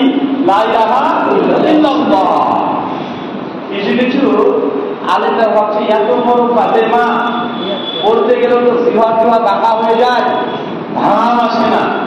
তো এর জন্য এই কালেমা লা ইলাহা ইল্লাল্লাহ একে মাঝখান থেকে কাঠি কেটে দাও, কেটে দিয়েছে। লা ইলাহা বাদ পড়ে আছে কি? ইল্লাল্লাহ। এখন জিকির করেছে ইল্লাল্লাহ, আর এক তরিকার লোকেরা বলছে না ইল্লাল্লাহ এটাও বড় হয়ে যায়, এটা করা যাবে না। এই ইল্লাল্লাহ এটাকে মাঝখানে কাজ চালিয়েছে, আর একটা কম করে দিয়েছে। এখন কি আছে? ইল্লাহকে বাদ দিয়েছে, ওটা আছে কি এখন?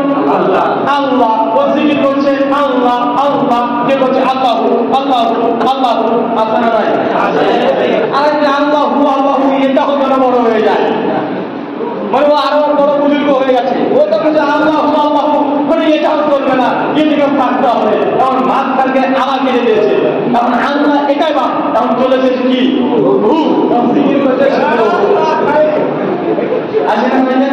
দেখবেন আপনি একবার সাপ করেন জিকিরের কি মানে কি যে। আর আমাদের তাহেরি বাবা তো আছে, একবার এক এক ধরনের জিকির, কখন যে কি নিয়ে যে কি যে বলে, মহা মুশকিল। মানে এক কালেমাকে 4-5 বার কাটতে কাটতে কাটতে কাটতে লা ইলাহা ইল্লাল্লাহ এই কালেমা এখন হয়ে গেছে শুধু হু চলছে। কারণ আমরা সাধারণ আমাদের মধ্যে হুজুর আমাকে ওজিফা দিয়েছে, পীরের কাছে মুরিদ হয়েছে, পীর সাহেব বলে দিয়েছে প্রতিদিন সকালবেলাতে যখন জিকির করবি কি হবে? এই বলি লা ইলাহা ইল্লাল্লাহ, মানে পদ্ধতি এটা। এই বলে লা বলে ডান দিকে ঘুরবি, ইল্লাল্লাহ একটু উপরে তাকাবি, তারপরে আবার নিচে তাকাবি, মানে এইভাবে জিকির করতে গিয়ে পদ পরিষ্কার হয়। এটা কারা তৈরি করেছে? এরা হুজুরা তৈরি করে দিচ্ছে। আবার বলছে যে আমি এইভাবে নবীর ওজিফা জিকির যাই নাই, তবে এটা বিদাতে হাসানা নেন খেলা, হুজুর যা তৈরি করে তাই হাসানা। আমি বলেছিলাম যে বিদাতে সাইয়া কোন করে ভাই? দুনিয়াতে বিদাতে সাইয়া বলে কিছু আছে? বিদাতের সাইয়ার পরে শুধু বলে বিদাত দুই ভাগে ভাগ, একটা বিদাতে হাসান, একটা বিদাতের সাইয়া।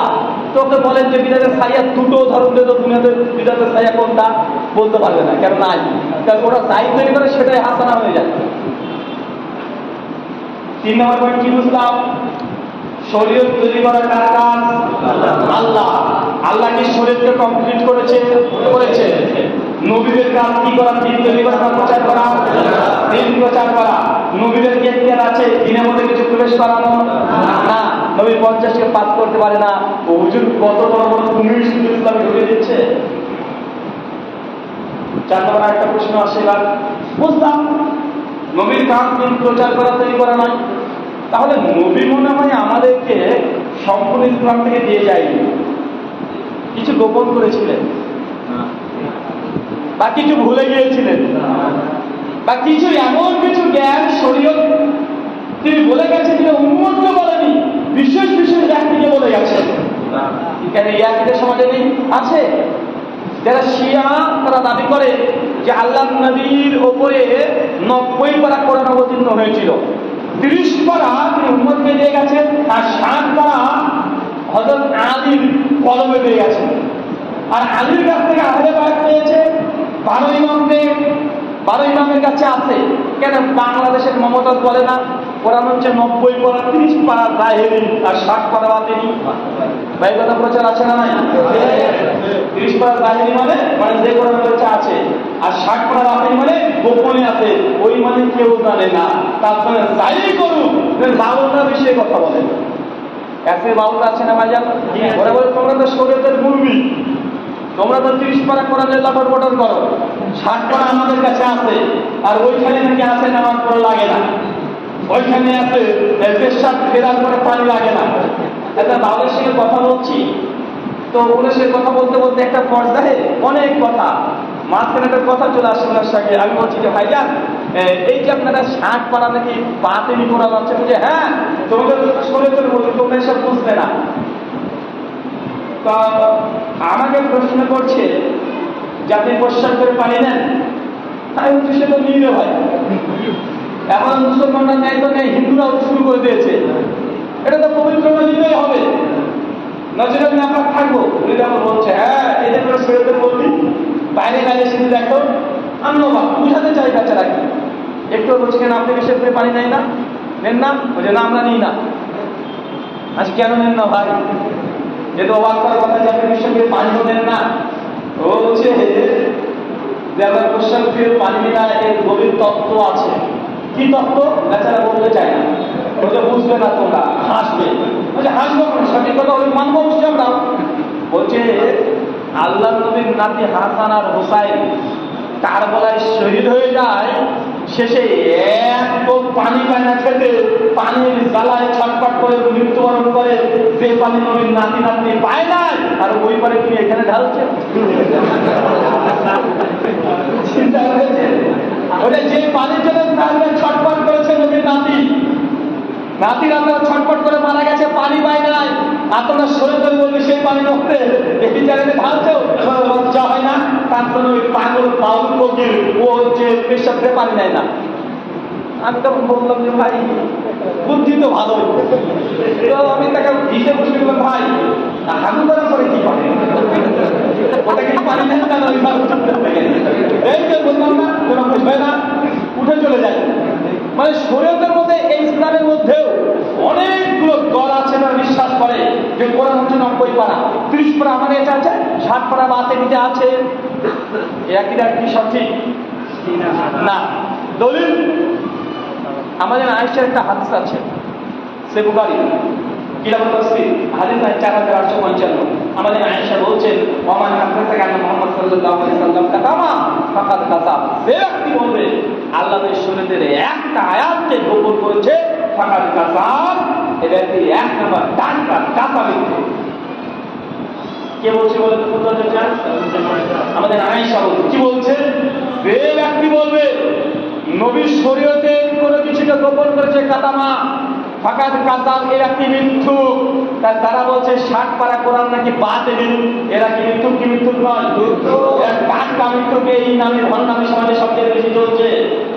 সহিহ বুখারী কিতাবুল হজ হাদিসের 1740 আল্লাহ নবী 10,000 সাহাবী বিদায় হজ্জের ভাষণ মৃত্যু 83 দিন পূর্বে, কতদিন পূর্বে? 83 দিন পূর্বে আল্লাহ নবী বিদায় হজ্জের ভাষণ দিয়েছিলেন 10,000 সাহাবীকে সামনে রেখে। যখন সাহাবীকে দেখছেন আল্লাহ নবী উঁচু জায়গাতে উঠে বলছে সাহাবীকে যে সাহাবী আমার আল্লাহ আল্লাহ তু আমি কি আল্লাহ যে আমাকে ওহী দিয়েছে, রিসালাত দিয়েছে, আমি কি তোমাকে পৌঁছে দিয়েছি? সাহাবীরা কি বলেছেন? না নবী দেননি, হুজুর এসে দেবে। এরকম কিছু বলেছে? বলছে লা ইয়াসুল্লাহ, আল্লাহ নবী আপনার নাম অবতীর্ণ হয়েছে। নাম? হ্যাঁ নিশ্চিত, আপনি আমাকে পৌঁছে দিয়েছেন, কোনো কিছু গোপন রাখে নাই। 10,000 সাহাবী সাক্ষ্য দিচ্ছে, 10,000 সাহাবী বলছে ইয়া রাসূলুল্লাহ আল্লাহ যা অবতীর্ণ করেছেন সব পৌঁছে দিয়েছেন, আপনি কিছু বাকি রাখে আপনি পৌঁছে দিয়েছেন। যখন এই কথা বললেন আল্লাহর সঙ্গে সঙ্গে হাতের আঙুলটাকে আকাশে ইঙ্গিত করলেন, শাহাদাত আঙ্গুলকে ইশারা করে বলছেন আল্লাহুম্মা শাহাদ, আল্লাহ তুমি সাক্ষী রাখো। বুখারীতে একবার, মুসলিমে 3 বার আছে আল্লাহুম্মা শাহাদ, আল্লাহ তুমি সাক্ষী রাখো। বুঝা গেল আল্লাহ সব জায়গাতে বিরাজমান। কি বুঝলেন? আল্লাহ কোন দিকে আঙুল তুলেছে? আসমানে। তার মানে কি বুঝলাম? আল্লাহ কোথায়? আল্লাহ তার আরশের উপরে আছে। এই হাদিসে একটা রূপটা পাওয়া যায়, আল্লাহ আসমানে আছেন এই জন্য আঙুল আকাশের দিকে করছে। আচ্ছা যখন দোয়া করে কোন দিকে হাত তুলেন চাচা? পশ্চিম দিকে। পশ্চিম দিকে না, ওপরে। ওই দিকে ওপরে। কেন? মানুষের চিন্তা যে আল্লাহ উপরে আছেন। কিন্তু আমাদের সমাজে কি আকীদা পোষণ করা হয়? আল্লাহ সব জায়গাতে আছে, যত আল্লাহ তত আল্লাহ। মুমিনের হৃদয়ে যে আল্লাহ থাকে কত রকমের আছে, যে তারা বলে যত আল্লাহ তত আল্লাহ, আল্লাহ সব জায়গায় আছে। এমন বলে তো আল্লাহ যে সব জায়গায় থাকে, বাথরুম ঘরে, যেখানে পায়খানাতে প্যান্টের ভেতরে, ওইখানে কি আছে? নাউযুবিল্লাহ জানে। এই আকীদা তো হিন্দুদের, এদের সনাতনী আকীদা। গীতার 15 বলছে পাশের সর্বভাবে ভাবা, যিনি ঈশ্বর তিনি সব জায়গাতে আছে। এই জন্য তারা গরুর উপাসনা করে, ছাগলের উপাসনা করে, সাপের উপাসনা করে, বট গাছের উপাসনা করে। কেন? বলছে বট গাছ তুমি বট গাছ দেখছো, কিন্তু বট গাছের ভেতরে ঈশ্বর আছে। আমরা বট গাছের উপাসনা করি না, ওই বট গাছের ভিতরে ঈশ্বর আছে তার উপাসনা করি। মূর্তির উপাসনা করি না, মূর্তির ভিতরে ঈশ্বর আছে তার উপাসনা করি। এটা কাদের আকীদা? এই যে আল্লাহ সর্বত্র বিরাজমান, সমাজে বলা হয় যে হাদিসের বর্ণনা হয়ে যায় আর রহমান আল্লাহ আরশে ইস্তাওয়া, আল্লাহ তাআলা আরশের উপরে আছে। চাচা কয়টা পর্ব হচ্ছে বলেন তো? 4টে। মনে আছে? এক, দিন তৈরি করা কার কাজ চাচা? আল্লাহর কাজ। আল্লাহ কি কারো শরীক নেই? না। 2, এই দিন আল্লাহ কি কমপ্লিট করেছে না অসম্পূর্ণ করে গেছে? কমপ্লিট। 3, নবীর কাজ দিন তৈরি করা না প্রচার করা? প্রচার করা। 4 নম্বর পয়েন্ট, নবী কি এই কমপ্লিট দিন আমাদের মতো পৌঁছে দিয়েছে না কিছু গোপন রেখে দিয়েছে? পৌঁছে দিয়েছে। এখন নবী যদি সম্পূর্ণ দিন দিয়ে যায় তো বিদাতে আসবে না, আসে কোথা থেকে ভাই? আমার তো মাথায় ঢোকে না। আমি তো মানে একটা জাররা পরিমাণে জায়গাও পাই না যে এত সূক্ষ্মভাবে কমপ্লিমেন্টটাকে করে দেওয়া হয়েছে। এর মধ্যে বিরাট ঢুকে কিভাবে? যে নবী কোন হাতের আঙুলের নখ আগে কাটবেন এটাও বলে গেছেন, কিভাবে স্ত্রীর কাছে যেতে হয় সূক্ষ্ম বিষয়, ছোট বিষয় এটাও বলে গেছেন, কিভাবে প্রস্রাব প্যাকেট ফেরার পরে আপনি পানি ব্যবহার করবেন, কতটা করবেন, সব কিছু বলে গেলেন। এত বড় ঈদে মিলাদুন নবী এটা বলে গেলেন না। সবে বরাতের হালুয়া রুটি খেতে হবে এটা বলে গেলেন না। বাপ মারা গেলে 40 খানা করতে হবে এটা বলে গেলেন না। খাটে আগে 40 কলম নিয়ে ঘোরাঘুরি করতে হবে এটা বলে গেলেন না। একদম পেছন পেছন খাটের পেছন পেছন যাবেন আর কালেমায় জিকির করতে হবে নবী আমাদের এটা বলে গেলেন না। কত রকমের একদম সমাজে চলছে, এত বড় বড় জিনিসগুলো বলবেন না, নাম কাটতে হবে কোন দিক থেকে, ওই ছোট্ট জিনিসটা বলে গেলেন। কোনটা গুরুত্বপূর্ণ কথা মনে হচ্ছে? আচ্ছা 4 নম্বর পয়েন্ট বোঝার পরে আর কি মনে হচ্ছে যে বিদাতে হাসানা বলে শরীরে কিছু জায়েজ হতে পারে না, আর জায়গা আছে? আচ্ছা আর একটা পয়েন্ট একটা ফ্রিতে বলে দিই, কেউ যদি মনে করে এতক্ষণ ব্যাপার যে ঠিক সব বুঝলাম, কেউ যদি চিন্তা করে যে না তবে এই আমলটা ভালো, একটা আমল তৈরি করবো, যদি চিন্তা করে, চিন্তা করে, ইসলাম চিন্তা করতে নিষিদ্ধ করেছে। তৈরি করা তো দূরের কথা, কেউ যদি মনে করে যে না মসজিদে ঢোকার আগে সকালে সঙ্গে মনোজাত করবো, বলে কেমন হয়, মানে চিন্তা করাটাও নিষেধ, চিন্তা করাটা হারাম, চিন্তা করতে পারবে না। দলিল একটা কোরআন, একটা হাদিস। সূরা হুজুরাত সূরা নম্বর 49 আয়াত নাম্বার 1, আল্লাহ বলছেন ইয়া আইয়ুহাল্লাযীনা আমানু, হে বিশ্বাসীগণ, লা তুকাদ্দিমু, তোমরা অগ্রগামী হয়ো না, কার? আল্লাহ তাআলা রাসূলের, নবী যা দিয়েছে, নবী যা দেয় নাই, আল্লাহ যা দেয় নাই, তার আগে এগিয়ে যেও না। নবী সারা রাত নামাজ পড়ে নাই, তুমি মাতব্বরি করে সারা রাত নামাজ পড়তে যেও না। বলছেন ভাইজান যে আমাদের ইমাম 40 বছর এশার নামাজের অজু দিয়ে ফজর করেছে, কত বছর? 40 বছর। অথচ আল্লাহর নবী সারা রাত্রি ব্যাপী তাহাজ্জুদের নামাজ পড়তে নিষেধ করে দিয়েছেন। একজন সাহাবী বলেছে রাসূলুল্লাহ সারা রাত তাহাজ্জুদের নামাজ পড়বো। সহিহ বুখারী কিতাবুল নিকাহ হাদিস নাম্বার 563 আল্লাহ নবী বলে দিয়েছেন ফামান রাগিবা সুন্নতি ফালাইসা মিন্নি, শুনো যে ব্যক্তি সুন্নাতের পরিবর্তে আমল করবে সে আমাদের দলভুক্ত না। আল্লাহ সুবহানাহু কোরআন মাজিদে নবীকে বলেছেন ইয়া আইয়ুহাল মুদাম্মিল, হে আল্লাহ এর চাদর আবৃত ব্যক্তি, রাতের কিছু অংশ ঘুমাও আর কিছু অংশ ইবাদত করো। সারা রাত তাহাজ্জুদ নামাজ পড়া যায় চাচা? কিন্তু যে হুজুর বলছে যে আমার ইমাম সাহেব 40 বছরে এক ওযুতে এশা টু ফজর, বৈষ্ণব পায়খানা কথা বাদ দেন, আমি তো আর এক জায়গায় ধরেছি, আর এইটা আপনি ছুটে পালাতে পারছে না। আপনি শুধু বলছেন যে এর সাথে ফজর প্রস্তাব দেখাতে পারেনি, না হয় অস্বাভাবিক, এটা অস্বাভাবিক কিছু না, বলেনি তো কি হয়েছে। এটা মূল কথা তো ওটা নয়, মূল কথা হচ্ছে এইটা এশার ওযু থেকে যদি ফজর পর্যন্ত যদি নামাজে দাঁড়িয়ে থাকে আর এক ওযুতে, যারা আলেম আছেন তারা জানেন তাহাজ্জুদ নামাজের জন্য শর্ত কি? তাহাজ্জুদের শর্ত আগে ঘুম থেকে উঠে যে নামাজ পড়ে এটাকে তাহাজ্জুদ বলা হয়। তাহাজ্জুদ মানে কি রে ভাই? ঘুম থেকে উঠে যে নামাজ পড়ে। তো এশার পরে যদি না ঘুমান, সারা রাত যদি জেগে থাকেন, আপনি যদি নামাজ পড়েন, এই নামাজ কি তাহাজ্জুদ হবে না মুতলাক নফল নামাজ হবে? তো উনি যে বলছেন যে সারা রাত নাকি তাহাজ্জুদের নামাজ পড়ে এশা তো ফজর, তো ঘুমালো বাপ্পাও না, এশার পরে একটু 10 মিনিট ঘুমিয়েছে, 10 মিনিট ঘুমালে কেউ থাকে, তাহলে হয় তিনি কি তাহাজ্জুদের নামাজ পড়েনি, আর না হয় তার ওযু মাঝখানে ভেঙেছে, যে কোনো একটা। কারণ ঘুম থেকে উঠতে হবে তাহাজ্জুদের শর্ত। আর ফিকহে হানাফির মধ্যে পরিষ্কার লেখা আছে কেউ যদি সারা রাত জাগ্রত থাকে, মাঝখানে যদি না ঘুমায়, আর এমনি না ঘুমিয়ে যদি নামাজের রাতে যদি নামাজ পড়ে যায়, তাহাজ্জুদ হবে না, নফল নামাজ হবে। তাহাজ্জুদের জন্য ঘুম থেকে ওঠা এটা শর্ত। তো ইমাম আবুল রাহমাতুল্লাহ কিভাবে এশাটু ফজর করে দিলেন? এটা কি সম্ভব হবে? না। তাহলে বোঝা যাচ্ছে ইমাম আবুল রাহমাতুল্লাহ তাহাজ্জুদের নামাজ পড়েনি, কারণ তাহাজ্জুদের ঘুম শর্ত, আর ঘুমালে আবার ওযু থাকবে না, যেই দিকে যাবি সেই দিকে যা, দলিল কিন্তু আমাদেরই থাকবে। এখানে নাকাম বাড়াতে গিয়েছে, নাকাম বাড়াতে গিয়ে ইমাম আবুল রাহমাতুল্লাহর নামে মিথ্যা অপবাদ দেওয়া হচ্ছে। এই ঘটনা যে পোস্টমর্টেম করা যায় অনেক লম্বা হয়ে যাবে। আল্লাহ কোরআনে বলছে না তুকাদ্দিমু, অগ্রগামী হও না, আল্লাহ যা দেয় নাই, নবী যে আমল করে নাই, বাড়াবাড়ি করতে যেও না। এমনকি যদি বুজুর্গি দেখে বলছে তুমি জানো আমার পীর কি করতেন, তো কি করতেন ভাই? বলে এক পায়ে দাঁড়িয়ে 30 বছর তাহাজ্জুদের নামাজ পড়েছে। এক পায়ে দাঁড়িয়ে তাহাজ্জুদের নামাজ পড়ে ডবল দিকে কোনো হাদিস আছে? যদি এই আমল যদি বুজুর্গি হতো তো প্রথম আমল কে করতেন?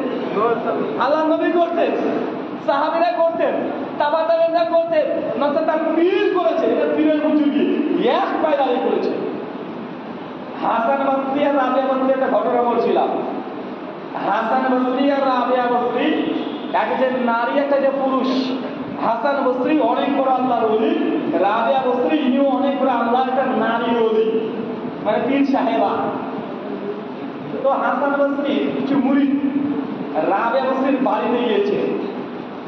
বাড়িতে গিয়ে দেখছে যে রাবিয়া বসরি উনি জায়নামাজ এবং আসমানে ভাসিয়ে দিয়েছে। কোথায় বলেন তো? আসমানে মসজিদে, মানে ফাঁকা জায়গায় জায়নামাজ আছে, আজ দেখেন নেই ভাই যান, জায়নামাজ রুমে চলে যায়, মানে ওইরকম ভাবে উঠছে আর ওখানে দাঁড়িয়ে নামাজ পড়ছে। হাসান বসরি মুড়ির বাগারে সর্বনাশ, এই মেয়েটা কত বড় আল্লাহ বলি গো, আসমানে বলে জায়নামাজ দিয়ে নামাজ পড়ছে, ছুটতে ছুটে চলে গেছে হাসান বসরি গেছে যে অমুক গ্রামে একটা আবেদা নারীকে দেখলাম এত বুজুর্গ আসমানে জায়নামাজ ভাষা নামাজ পড়ে। হাসান বসরি তার মুদিরকে নিয়ে বলে তুই চল এবার, তুমি চলে গেছেন সমুদ্রের ধারে, মাঝখানে হাট ধারে চলে যাচ্ছে জায়নামাজ দিয়ে, সমুদ্রের পানির উপরে জায়নামাজ ফেলে দিয়েছে, সমুদ্রের উপরে ধারে ধারে নামাজ পড়ছে। এটা বুজুর্গি এই ঘটনা বর্ণনা করা হচ্ছে চতুর্দিকে। অথচ এটা বিশ্বাস করে হাসান বসরি মৃত্যুবরণ করছে 110 হিজরিতে, আবার রাবিয়া বসরি জন্মগ্রহণ করে 108 হিজরিতে। মানে যখন হাসান বসরি মারা যায় রাবিয়া বসরির বয়স কেবল 2 বছর। এত বড় ওলি হলো কিভাবে রে ভাই, আর দেখলোই কিভাবে? কথা বুঝতে পারছেন না ভাইজান? রোজ দুই করে দুটো ছুঁয়ে যায়। আর রাবিয়া বসরির জন্মগ্রহণ 108 হিজরি, হাসান বসরি মরছে 110 হিজরি। তো যখন হাসান বসরি মরে যায় শেষে রাবিয়া বসরির বয়স হচ্ছে মাত্র 2 বছর। তো 2 বছর এই কাজটা করেছিল, মানে কেটে দাঁড়িয়ে সব জায়গাতে আল্লাহ নবী এক ধাপ আমরা আগে এগিয়ে চলে যাচ্ছি। তাহলে বোঝা গেল শরীরের মধ্যে নতুন করে ইবাদত তৈরি করবেন, চিন্তা করাও যাবে না। চিন্তা করলে সাবধান, আল্লাহ হুঁশিয়ারি দিয়ে দিয়েছেন, না খবরদার নবীর আগে যেও না, নবী যে কাজ করেছে কলেজে তুমি করতে যাও না, সব জায়গায় হুঁশিয়ারি দিয়ে দিচ্ছে। আচ্ছা, এরপরে কিছু হুজুর শুনবে না, আল্লাহ নবীকে নিষেধ করেছে যে আমি তো অনেক বড় বুজুর্গ, কেননা আল্লাহর ওলিদের মর্যাদা নাকি নবীর সমকক্ষ, মানে তাদের রাখি না এটা। এবং তারপরে যদি কোনো ইবাদত তৈরি করে ফেলে, এবার এখন যে ইবাদত তৈরি হয়ে গেছে এই ইবাদত হবে ভালো না খারাপ? কি হবে? এই যে 5টা পয়েন্ট বললাম না ভাইজান, 5টা পয়েন্টকে যদি অমান্য করে যদি 6 নম্বর একটা ইবাদত তৈরি করে ফেলেছে, তখন এই ইবাদত ভালো না খারাপ? দলিল একটা কোরআন একটা হাদিস দেই, সূরা মুহাম্মদ 37 আল্লাহ বলছেন, ইয়া আইয়ুহাল্লাযীনা আমানু, হে বিশ্বাসীগণ, আতিউল্লাহ, আল্লাহর আনুগত্য করো, ওয়া আতিউর রাসূল, রাসূলের অনুসরণ করো, ওয়ালা তুতিলু আমালাকুম, অন্যথায় তোমাদের আমলগুলোকে বাতিল করো না। কি বুঝলাম? আল্লাহর আনুগত্য করো, রাসূলের অনুসরণ করো, অন্যথায় কোন আমল যদি করে যেটা আল্লাহ দেয় নাই, রাসূল দেয় নাই, ওয়ালা তুতিলু আমালাকুম, এই আমলগুলো সব আল্লাহ বাতিল করে দিবে। যেটা কোরআন দ্বারা প্রমাণিত নয়, আল্লাহ নবী হাদিসে আদেশ করে নাই, কিন্তু আপনি ভালো মনে করে করছেন, মানে বাদ করে হাতগুলো মনে করে ঢুকবেন। জাস্ট একটু উদাহরণ দিলাম, এটা কি হবে? ভালো আমল না খারাপ আমল? আমল ভালো, কিন্তু করা যাবে, ভালো করা যাবে। হ্যাঁ, এই আমল কি ওয়ালা তুতিলু আমালাকুম, আল্লাহ যে আমলগুলো বাতিল হয়ে যাবে। সেই বুখারী হাদিস 2697, আল্লাহ বলছেন, মান আহাসা ফি আমরিনা হাযা, কোন ব্যক্তি যদি ধর্মের মধ্যে শরীরের মধ্যে এমন কিছু ইবাদত আমল তৈরি করে, ফাওয়ারাত, এই আমলটা কি? বাতিল, যেটা নবী দেয় না, সাহাবী দেয় না, আমি আপনি বুজুর্গি দেখে করি, এই আমল ভালো না খারাপ? খারাপ। নেকি হবে না গুনাহ হবে? গুনাহ হবে। এটা একটা সমস্যা। বা আমল করবো, নেকি পাবো না, ঠিক আছে, গুনাহ কেন হবে? নামাজ পড়া তো ভালো কাজ, ভালো কাজ না হয়ে যায়, হাত তুলে মোনাজাত তো ভালো, ঠিক আছে, বুঝলাম নবী পড়েনি, কিন্তু এই হাত তুলে গুনাহ হবে? এরকম একটা প্রশ্ন আছে না হয় এখানে, ছোট্ট একটা উত্তর দিয়ে বুঝতে পারলেন। ভাই, নামাজ পড়া ভালো কাজ না খারাপ কাজ? প্রতিদিন কত রাকাত ফরজ নামাজ পড়েন? 17। জুমার দিন কত রাকাত পড়েন? হ্যাঁ, 15 না? আর কেউ যদি বলে নামাজ পড়া ভালো কাজ, জোহর প্রতিদিন 4 রাকাত পড়ি, আগে জুমাও 4 রাকাত পড়ে দেবো। কেউ যদি জুমা 4 রাকাত পড়ে নিয়ে আসে, জুমা হবে? চাচা কি বলছে, জুমা হবে? 4 রাকাতকে যদি জুমার নামাজ পড়ে হবে? নেকি হবে না গুনাহ হবে? আরে নামাজ পড়েছে তো, নামাজ পড়া ভালো কাজ নয়? তো নামাজ পড়লে কি গুনাহ হয়? তো জুমা যদি 2-4 পড়ে নেকি হবে না গুনাহ হবে? আরে বেটা গুনাহ হবে। তারপরে বোঝা যায় নামাজ পড়লেও গুনাহ হয়। কেন? ওয়ালা তুতিলু আমালাকুম, নবী যা দেয় নাই, আল্লাহ যা দেয় নাই, মাতুব্বারি করতে যায়ও না। আমল ভালো হলেও এমনটা গুনাহ হবে, পাপ হবে, এর জান্নাত পাওয়া যাবে না, জাহান্নাম পাওয়া যাবে। চাচা, 1 রাকাত নামাজে সিজদা কবার হয়? দুবার। রুকু কবার দেন? রুকু করা ভালো না খারাপ? কেউ যদি মাত্র করে বলে যে সিজদার মধ্যে 2 বার দিই, আজকে রুকু কবার টুক করে 2 বার মেরে দেবে, নামাজ হবে না বাতিল? আরে ভাই, রুকু করা তো ভালো কাজ, তো রুকুকে যদি ডবল টুক করে 2 বার দিয়ে যায়, নামাজ হবে না বাতিল হবে? বাতিল হয়ে যাবে। তেমন কি রুকু করা খারাপ? হ্যাঁ, মানে এই পয়েন্টগুলো বুঝে নেন, বিধানের 14 মুষ্টি বুঝে নেবেন, সবই বুঝলাম বুঝুন। তো নবীর জামানে যেটা ছিল না সেটা যদি বিধাত হয়, এই যে ফ্যান, এটা বিধাত। দেখেন আপনি হাত করে করেছেন, এটা বিধাত। এতগুলো মোবাইল, সবগুলো বিধাত। মাইকটা বিধাত। মসজিদ পাকা উঠিয়ে ছিল না, এটা বিধাত। আল্লাহ নবী হজ করেছে উঠে চলে, আপনি আপনাদের জাহাজে চলে, এটাও বিধাত। বলে কি বলে না? সংক্ষিপ্ত জবাব, এই ফ্যান, এই মসজিদ, পৃথিবীতে এমন কোনো ব্যক্তিকে পাবেন যে বলেছে দেখো বাবা, কেউ যদি এসি মসজিদে নামাজ পড়ে 5 ওয়াক্ত, তাহলে 50 ওয়াক্তের সওয়াব হবে? আসে?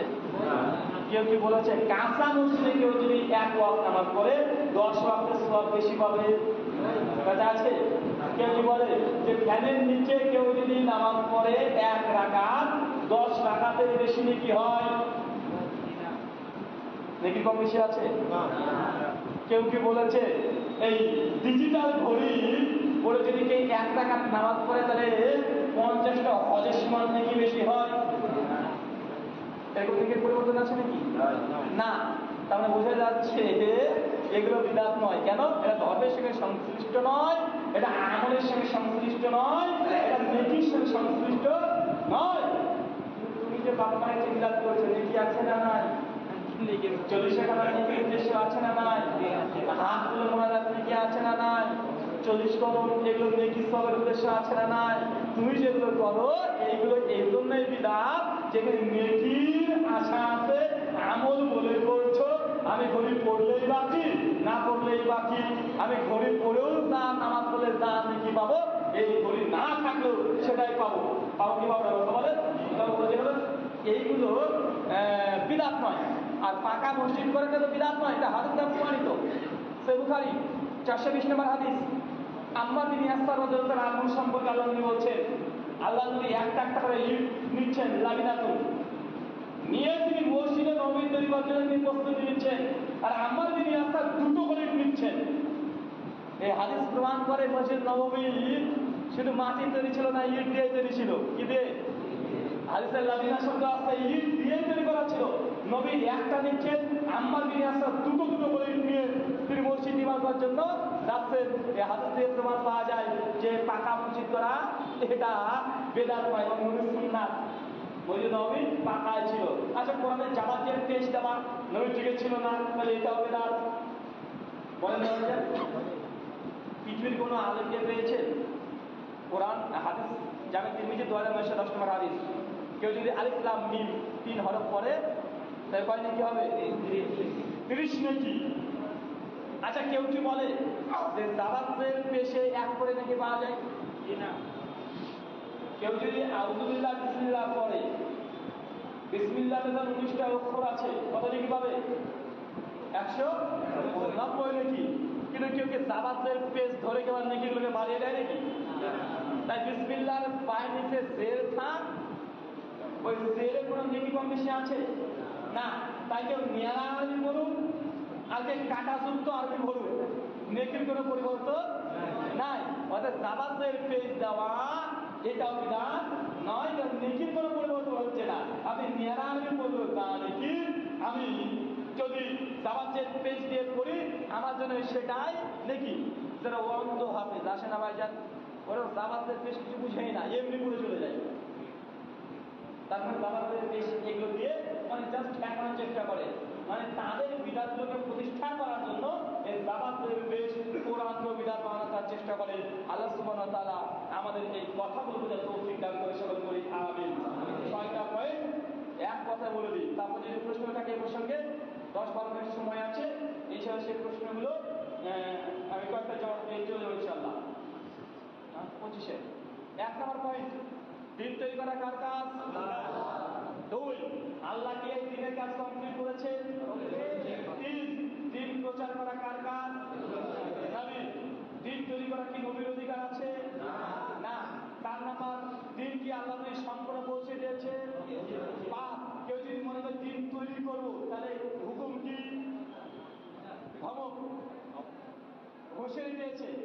আর 6 নম্বর পয়েন্ট, কেউ যদি তারপরে দিনের মধ্যে কিছু করে তৈরি করে এই বাদত হাসানা পাইয়া, কোনটা? বেদাত পাইয়া, মানে খারাপ বিদাত। এই 6টা পয়েন্টের পরে কেউ যদি দুর্ভাগা কপাল নিয়ে জন্মগ্রহণ করে আসলে তারপরে বলে না বিদাতে হাসানা পায়, তো ভাই আমাদের কিছু করার নেই। ফাযাক্কির ইন্নামা তাযাক্কির লাস্তা মিন